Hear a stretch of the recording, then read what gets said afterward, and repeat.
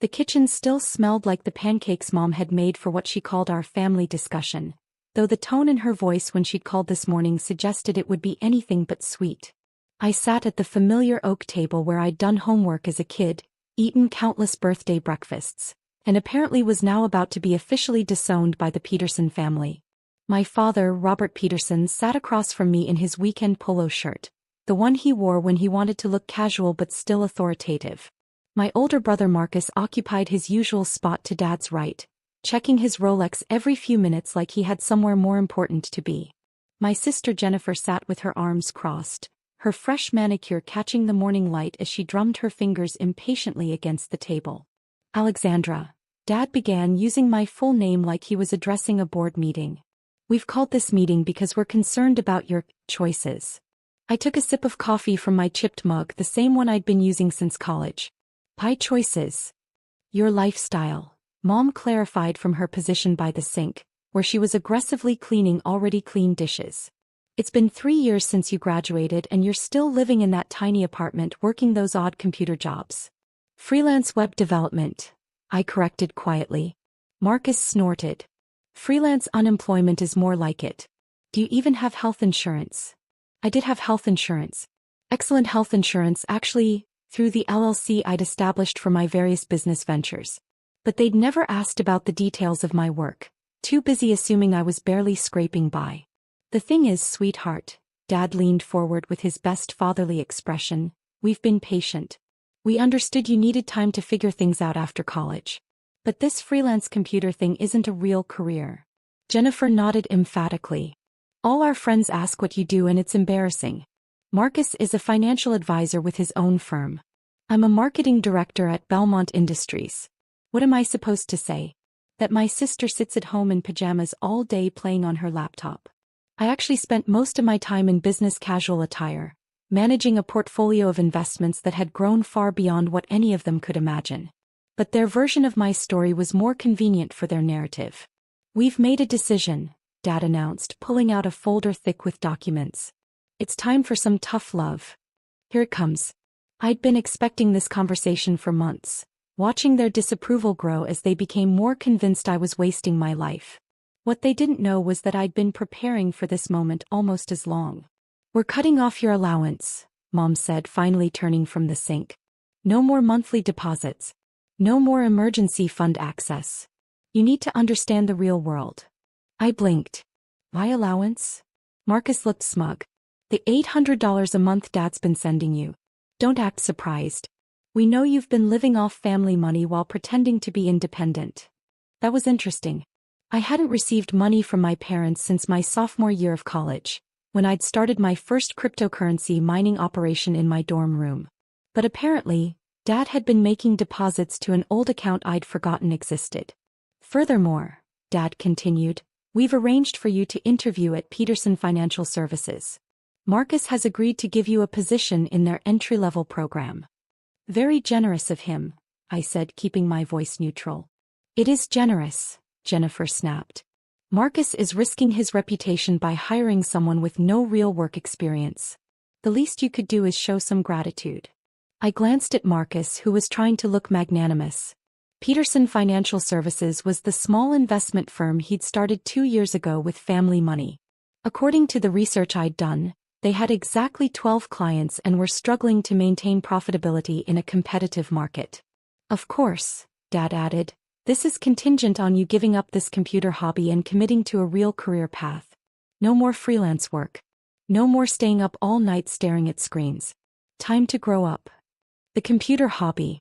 If only they knew that my hobby had started with $500 in Bitcoin when I was 19 and had grown into something that would shock them speechless.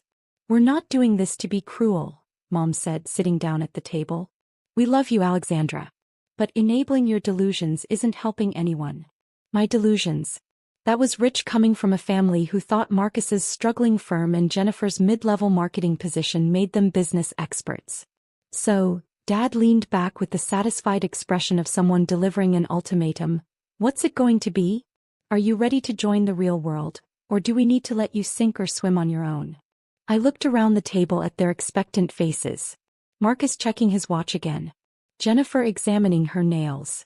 Mom wringing her hands with fake concern. Dad wearing his best disappointed father expression.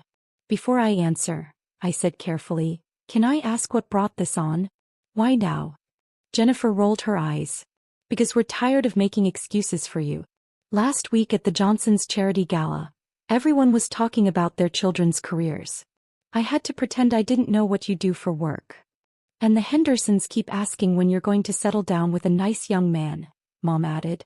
How can you find a suitable husband when you don't even have a proper job? Marcus leaned forward. Look, Alex, I've been watching your bank account activity. Dad asked me to keep an eye on your finances, make sure you weren't getting into trouble. That was also interesting. The account they'd been monitoring contained exactly $1,247, mostly from the monthly deposits I'd been unaware of. My actual banking was handled through a complex network of business accounts, investment portfolios, and offshore holdings that Marcus couldn't access even if he knew they existed. Your spending patterns are concerning, he continued in his professional advisor voice. Rent on that cheap apartment, grocery bills, utility payments. You're living paycheck to paycheck on Dad's allowance. It's unsustainable. I almost laughed. The cheap apartment was a penthouse I owned outright in a building I'd purchased 6 months ago. The utility payments included electricity for the cryptocurrency mining farm I'd built in the basement. And the grocery bills reflected my preference for cooking at home rather than eating out every night like my siblings. We're just worried about you, Dad said with practiced sincerity. You're 25 years old with no savings, no career prospects, no direction. We can't watch you waste your life anymore. So we're cutting you off, Mom repeated firmly. No more enabling your delusions. I nodded slowly, pulling my phone from my pocket. I understand your concerns. Right then, as if scripted by the universe itself, my phone buzzed with an incoming call. The caller ID read, Patricia Morrison and Associates. Patricia was my accountant, one of the city's top financial professionals who specialized in high-net-worth clients. She handled the complex tax implications of my various investments and business ventures. And she always called with the quarterly portfolio updates on Saturday mornings. Perfect timing. I'm sorry, I said politely, but I need to take this call.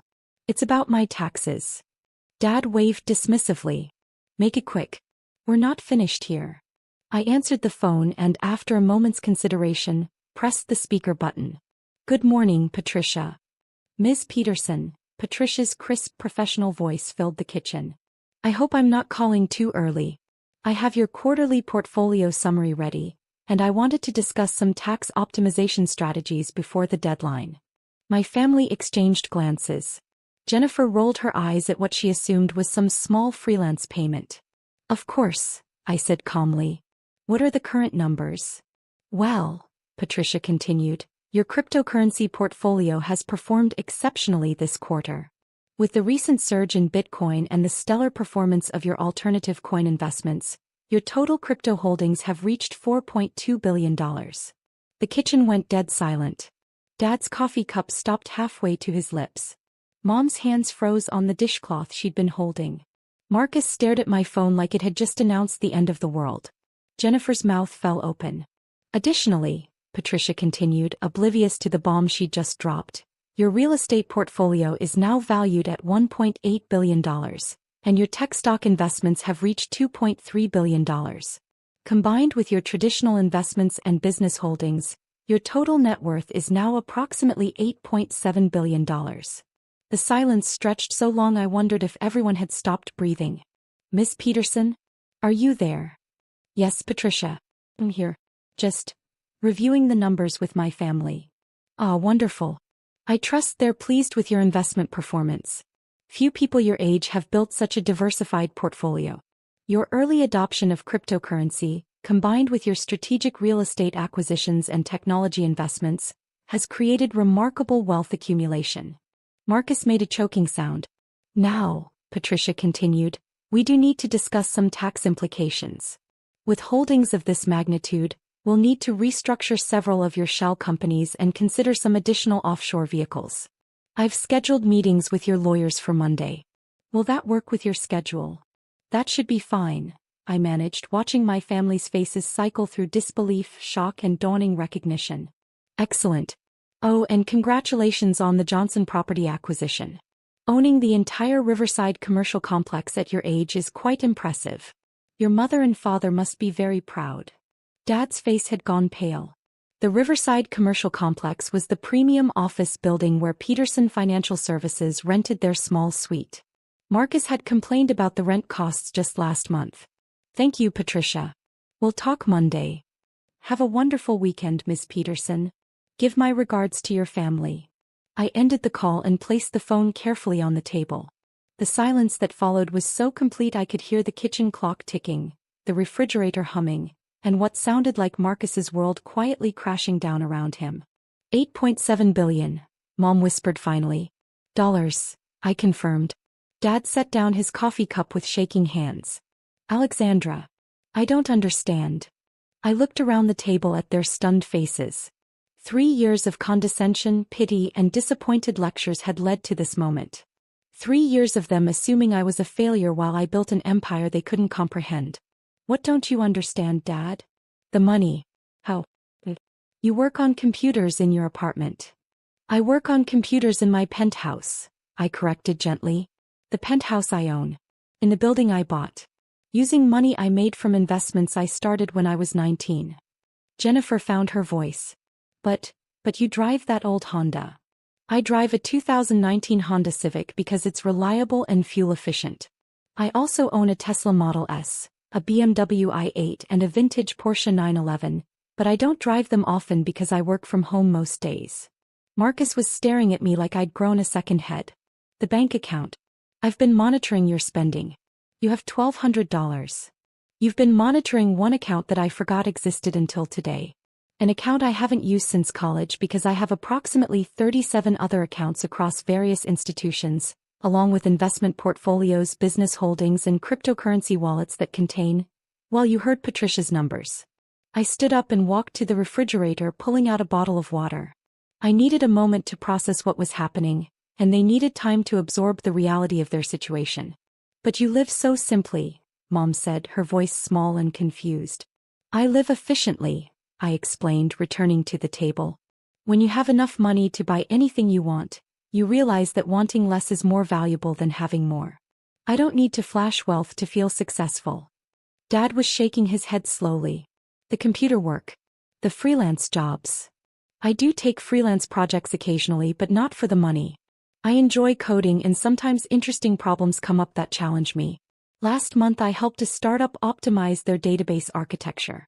The month before that, I consulted on a blockchain implementation for a financial services company. You're a consultant? Jennifer asked weakly. Among other things. I'm also an investor, a property owner, a cryptocurrency trader, and according to Forbes' preliminary research for their next young entrepreneurs list, I'm what they call a stealth billionaire. Marcus finally found his voice. Forbes. They've been trying to interview me for 6 months. I've been declining because I prefer privacy. But after today, I shrugged. Maybe it's time to be more public about my success. I pulled out my phone again, scrolling through my contacts. In fact, let me call them back. No. Dad said quickly. Wait. Just wait. I paused, finger hovering over the contact for Sarah Kim, the Forbes reporter who'd been persistently seeking an interview. Help me understand, Dad continued. If you have this much money, why didn't you tell us? Why let us think you were struggling? I set the phone down and looked at him carefully. When did you last ask me about my work, Dad? Really ask, not just dismiss it as computer games. He opened his mouth, then closed it. When did any of you show interest in what I was actually doing? You made assumptions about my life based on superficial observations, and when I tried to explain my work, you brushed it off as unrealistic dreaming. I turned to Marcus. Remember Thanksgiving 2 years ago? I tried to tell you about cryptocurrency investments, and you laughed and said digital money was a scam for people too lazy to get real jobs. Marcus winced. And Jennifer, at your birthday party last year, I mentioned I was considering buying commercial real estate. You patted my head like I was a child and told me to focus on finding a husband instead of worrying about business. Jennifer looked down at her hands. So I stopped trying to share my success with people who were convinced I was failing. It was easier to let you think what you wanted to think while I focused on building something meaningful. Mom's eyes were filling with tears. But we're your family. We love you. I know you love me, I said softly. But you love the version of me you created in your minds. The struggling daughter who needs rescue. The family disappointment who requires tough love and intervention. You never tried to see the actual me.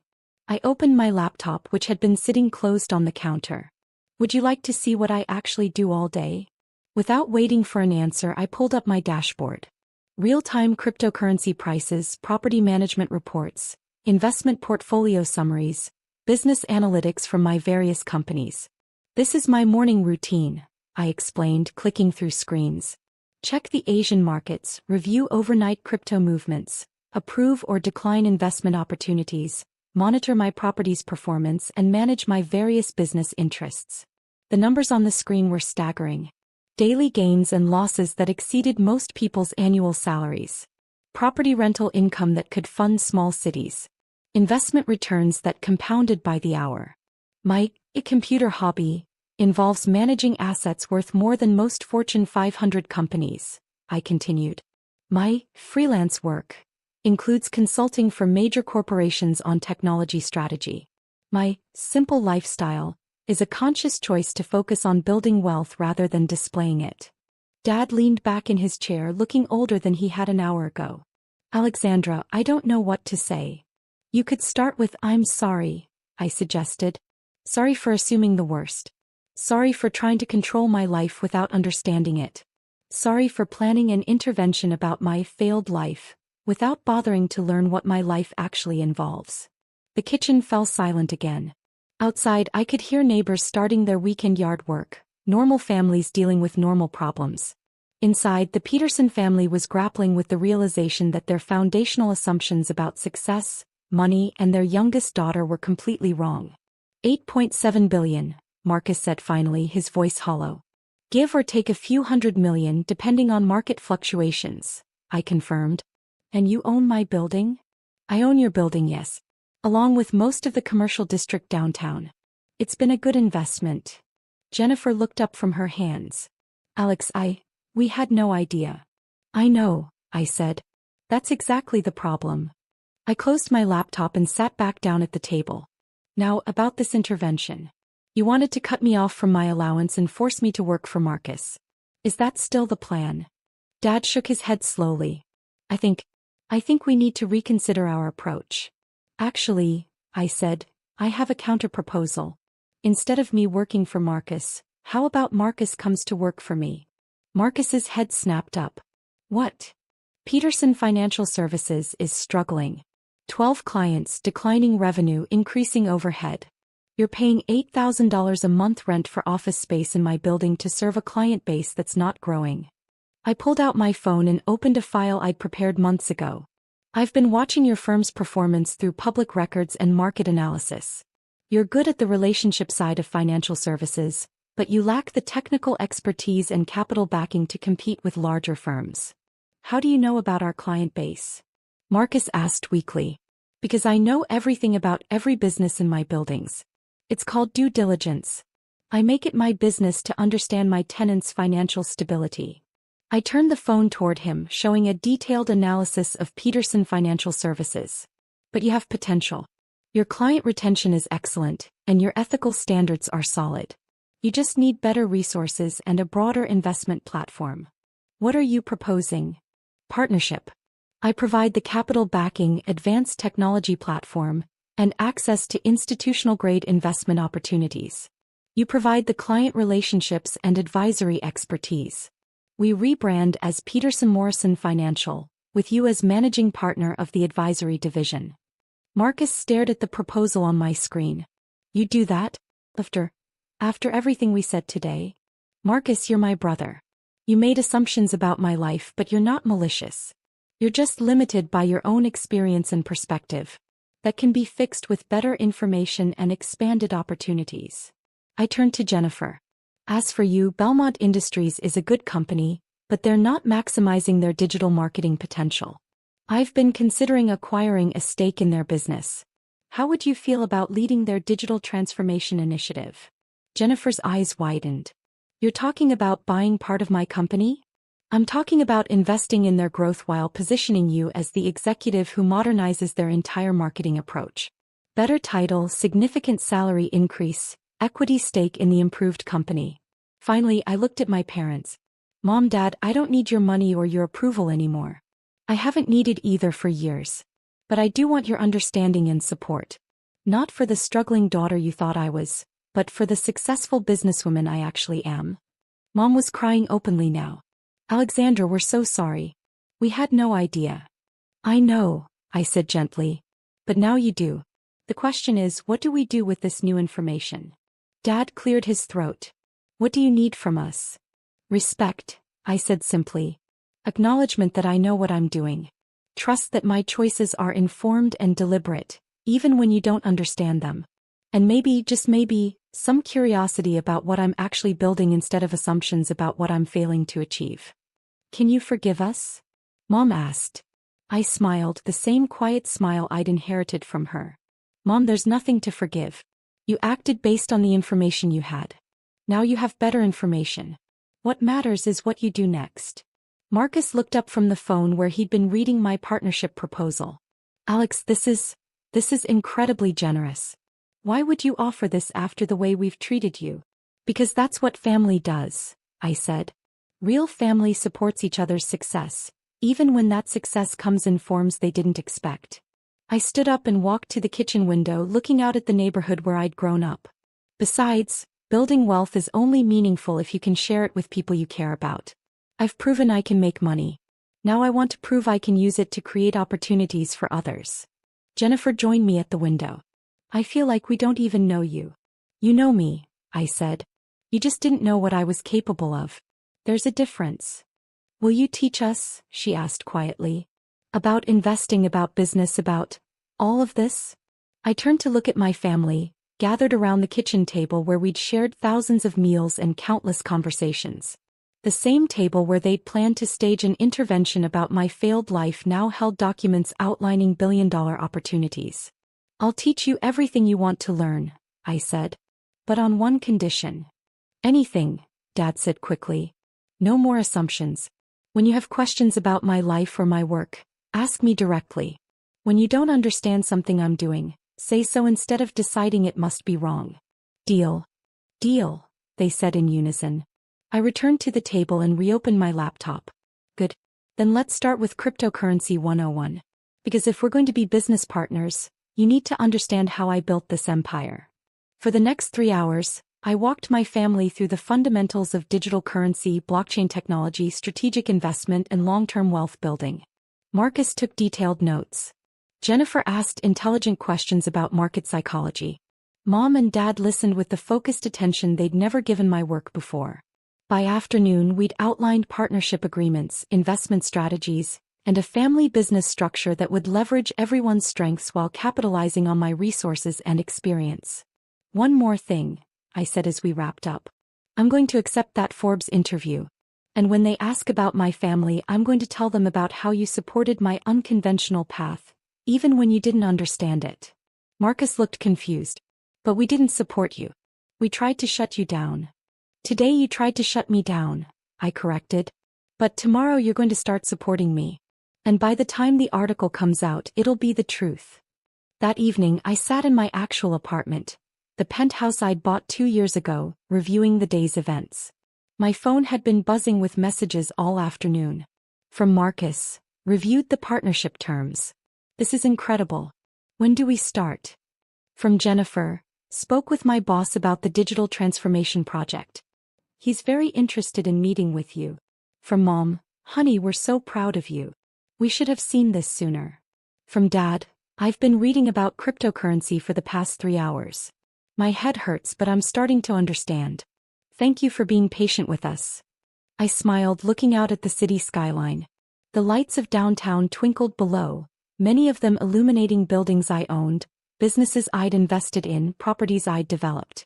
The intervention they'd planned to save me from my failed life had instead revealed that their assumptions about failure and success needed serious revision. My phone rang. Sarah Kim from Forbes. Miss Peterson, she said when I answered. I heard through the financial community that you might be ready for that interview. Yes, I said, settling into my favorite chair with a view of the city. I think it's time to tell my story. Wonderful. Our readers are fascinated by young entrepreneurs who build wealth through non-traditional paths. What would you say is the most important lesson you've learned? I thought about the kitchen table conversation, about 3 years of family dinners where they'd pitted my choices while I quietly built an empire. Success isn't about meeting other people's expectations, I said finally. It's about exceeding your own.